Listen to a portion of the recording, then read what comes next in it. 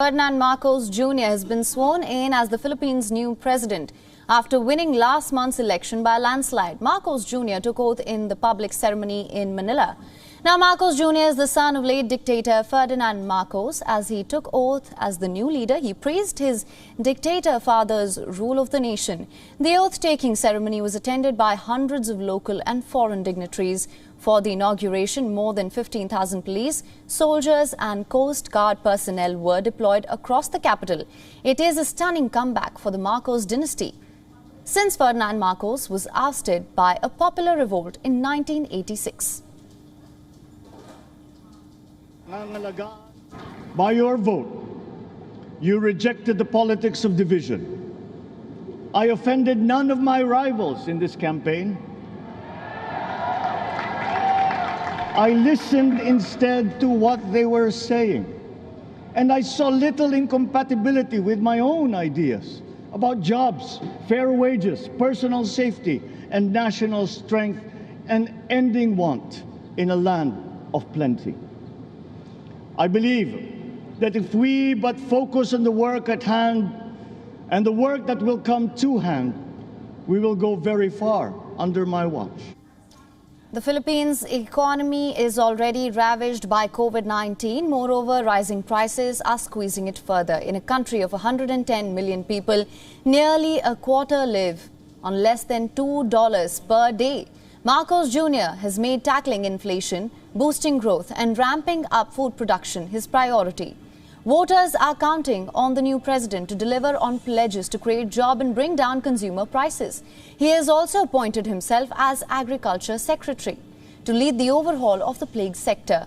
He has also pledged to defend the country's right to the disputed South China Sea, which Beijing claims almost entirely.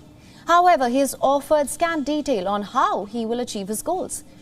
Marcos Jr. succeeds the hugely popular Rodrigo Duterte. Duterte pivoted away from the United States towards China, but Marcos Jr. has indicated that he will pursue a more balanced relationship between the two. Marcos Jr. said last month that he would adopt a friend to all, enemy to none foreign policy. While he has backed Duterte's drug war, he is not likely to enforce it as aggressively. The swearing-in came days after a last-ditch bid by activists to thwart Marcos. The Supreme Court dismissed final attempts to have Marcos Jr. disqualified from the election and prevent him from taking office.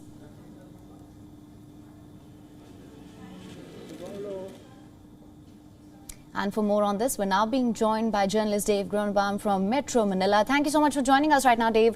What did President Marcos Jr. say in his inaugural address? Well, the biggest theme was really the biggest theme of his campaign, unity, bringing everybody together. No specifics on how he's going to do that, especially since he is such a polarizing figure. But that was the biggest theme today. He talked about the country going a long way under his watch. He has a 6-year term. He promised that he would not shortchange the Filipino people, and he pledged transparency. Now, one of the biggest things he touched on, comprehensive economic transformation. He didn't give any specific details, but he talked about how important that was, building infrastructure. You know, as you said before, 25% of this country lives on less than $2 a day. They're dealing with rapid inflation, rising fuel prices, rising food prices. People are hurting out there right now. And after a little honeymoon, he's going to have to really get things going there. He talked about food security and food self-sufficiency. No specifics on how he's going to get this country there. This country imports so much of its food. So he's got it, and he's made himself Agriculture Secretary, in his own words, quote, at least for now. So we really need to see what he does there. He made a campaign promise that seems difficult to achieve, that he's going to bring the cost of rice down to 20 Filipino pesos per kilo. That would be, if you put it in USD, about 37 cents. Most of the analysts say it would be almost impossible for him to do it, or if he did to do it, it would have to be for a very, very short period, but almost impossible to sustain that for any length of time. So some bold promises. He gave very broad visions today, but no real specifics. Right, absolutely. We are, in fact, getting the live visuals as well. And you're right, Dave, there are a lot of questions as to how he will implement his policies. Now, he finished, we can see in the visuals right now, he finished his speech about an hour ago. How is it likely to be received by the public, and what has the response been like so far? Yeah, so people are already weighing in. It's basically what you expect. The supporters, well, they're praising the speech as something that's forward-thinking, painting bold visions and a positive image for this country. They're all behind him. Then you have his detractors who say it's just more of the same. One big thing that he brought up, he said that we're not going to look back to the past, look ahead to the future. Well, clearly, although not said that way, but clearly a reference to his father. His father was a dictator who ruled this country for 20 years. Thousands of people tortured, killed, and disappeared under his watch.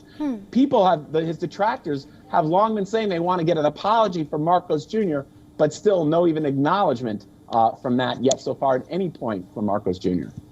Right, absolutely, Dave. Of course, the Marcos family is very controversial. Were there protests today? What can you tell us about that? Yeah, there were protests across Metro Manila today. Some of those same people who filed that lawsuit, that suit to the Supreme Court that you talked about just a few minutes ago, were part of that, and a lot more as well.